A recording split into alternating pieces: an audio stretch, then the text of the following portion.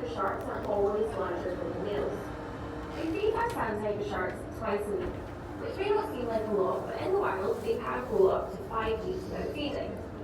Sharks are cold-blooded, so in the wintertime, when the temperature of the tank drops, so does their metabolism, meaning they feed less. Then in the summertime, when it's a lot warmer, they start to feed more and their appetite increases. Our divers always go into the water in buddy pairs. One person will have the feed stick and the other will have a bucket of fish. We only feed our sharks in one specific area of the tank. So they are trained to know that if they see divers here, then it's time to come in for food, if they are feeling hungry.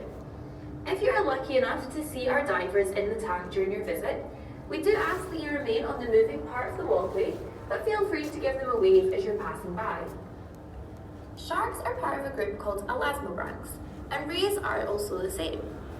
Sharks do not have any bones, instead they have cartilage, which is very flexible and also allows them to swim fast and turn easily in the water. The rest of the fish in this tank are bony fish. They only have one set of gills, which you will be able to spot behind their eyes. Our sharks and rays, however, have 5 or 6 sets of gills. Most bony fish are covered in overlapping scales, but sharks and rays are covered in skin. Sharks also don't have swim bladders like most other fish. Instead, they usually rely on their large livers for buoyancy. The sand tiger sharks are actually quite rare.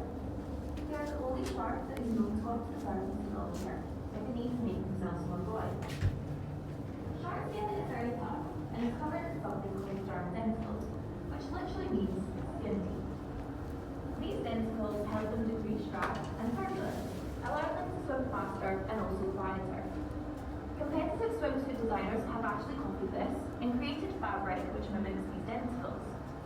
This really helps improve the swimmer's speed, and in some competitions was actually banned due to its increased performance. Sharks have special electroreceptors on their noses.